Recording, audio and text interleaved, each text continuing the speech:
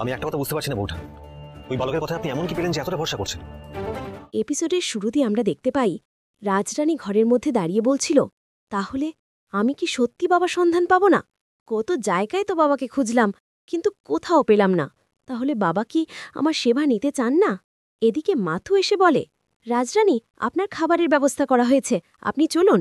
আমি এখানকার লোকেদের বলেছিলাম খাবারের ব্যবস্থা করতে, কিন্তু কেউ কুটোটাও নাড়েনি। পরক্ষণে রাজরানী হেসে বলে, তুমি আবার কাউকে বকলে না তো? পরবর্তীতে রানী ভবানী সত্যনারায়ণ এবং দয়ারামকে বলে, আপনারাও খেয়ে নিন। এটা বলতে দয়ারাম এবং সত্যনারায়ণ খাওয়ার জন্যে বেরিয়ে যায়। তখন রানী ভবানী মাতুকে বলে, আমি বাবা সন্ধান পাব তো? তার দিকে কত জায়গায় খুঁজলাম। তখন মাতু বলে, গ্রামের শেষে একটা অনেক পুরনো মন্দির আছে, কাল সকালে আমি আপনাকে সেখানে নিয়ে যাব, এখন চলুন, খেয়ে নেবেন। কিছুক্ষণ পরে মাতুর ছোট্ট একটা মেয়ে বাইরে দাঁড়িয়ে মা মা বলে চিৎকার করতে থাকে। তখন মাথু গিয়ে জিজ্ঞেস করতে সাপের ঘটনাটি বললে মাথু এবং রাজরানী মিলে মাতুর বাড়িতে যায়। পরের সিনে আমরা মাতুর বাড়িতে দেখতে পাই মাতুর ছেলের সামনে সাপ ফোনা পেতে বসেছিল। সেটা দেখেই মাতু কান্না করে আর রানী ভবানীকে বলে, রাজরানী, আপনি আমার ছেলেকে বাঁচান, আপনি তো কত শত্রুর হাত থেকে বাঁচিয়েছেন, আজকে আমার ছেলেকে বাঁচান আপনি। মাতু কখনো আপনার থেকে কোনো কিছু চাইনি, আজকে আমার ছেলের প্রাণ ভিক্ষা চায়, যেভাবেই হোক আপনি আমার ছেলেকে বাঁচান রাজরানী। এদিকে গ্রামের একটা লোক বলে, যদি সাপে একবার ছোবল মারে তাহলে ছোট ছেলেটাকে আর বাঁচানো যাবে না, আপনি এই ছেলেটাকে বাঁচান রাজরানী। তখন রানী ভবানী বলে, আপনারা প্লিজ কেউ চিন্তা করবেন না, আমি বাঁচাবো ছেলেটাকে। এটা বলেই রানী ভবানী ছুরি বের করে সাপটাকে মারতে যায়। তখনই পেছন থেকে লোকনাথ বলে, দাঁড়ান রাজরানী। পরক্ষণে লোকনাথ এসে ধ্যানে বসে যায়। সেটা দেখে রানী ভবানী মনে মনে বলে, কে এই ছেলেটা? তার ধ্যানে এত জোর। এদিকে লোকনাথের ধ্যানের কারণে সাপটা চলে যায়। তখন মাতু এবং রাজরানী মিলে লোকনাথকে প্রণাম করে এবং মাতু বলে, তুমি কে বাবা? তোমার জন্য আমার ছেলেটা প্রাণী বেঁচে গেল, তোমার ধ্যানে এত জোর। পরবর্তীতে লোকনাথ তার রানী ভবানীকে বলে, আপনি বাবার সন্ধানে বেরিয়েছেন তাই না? তখন রানী ভবানী বলে, আপনি কিভাবে জানলেন আমি বাবার সন্ধানে বেরিয়েছি? পরক্ষণে এই রাজরানী মনে মনে সাধু বাবাদের কথা মনে করে। তারা বলেছিল রাস্তায় একজনের সাথে দেখা হবে আর সে বাবার কাছে পৌঁছে নিয়ে যাবে। এরপর লোকনাথ বলে, আপনাকে বাবার কাছে পৌঁছাতে হলে রাজরানীর বেশ ছাড়তে হবে, কেননা বাবা ফকির, তাই তার মতোই তার কাছে পৌঁছতে হবে।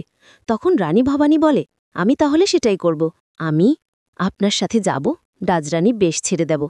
পরের পাটে আমরা দেখতে পাই রানী ভবানী দয়ারাম এবং সত্যনারায়ণকে বলে, আমি লোকনাথের সাথে রাজরানী বেশ ছেড়ে বাবার খোঁজে বের হব।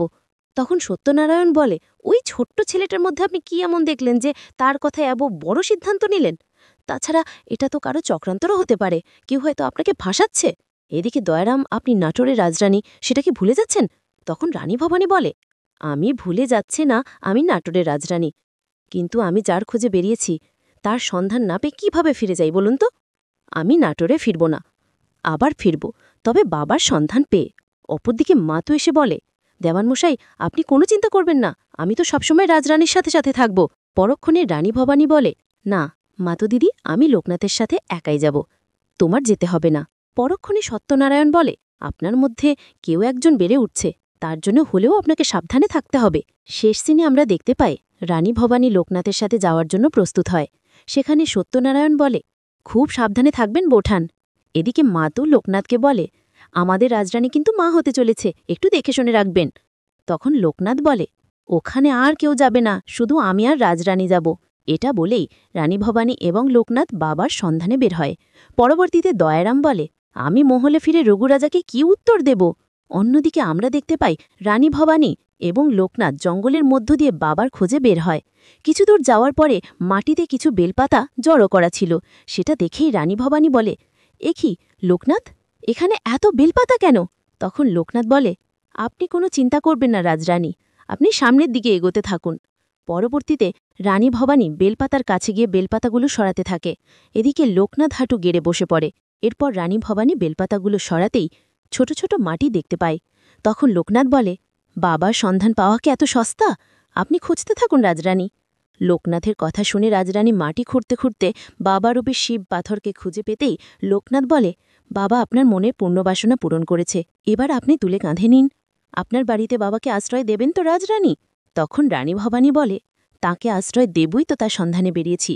এটা বলেই রাজরানী শিবের পাথরটা তুলে কাঁধে নেয়। আগামী পর্বে আমরা দেখতে পাব রানী ভবানী কাঁধে করে শিবের পাথর নাটোরের রাজবাড়িতে নিয়ে আসে। সাথে লোকনাথ এবং বেনি মাধব ভট্টাচার্য ছিল। তো দর্শক, এই ছিল আজকের আপডেট। প্রতিদিনের আপডেট সবার আগে পেতে আমাদের চ্যানেলটি এখনই সাবস্ক্রাইব করুন। ধন্যবাদ, দেখা হবে আগামী পর্বে।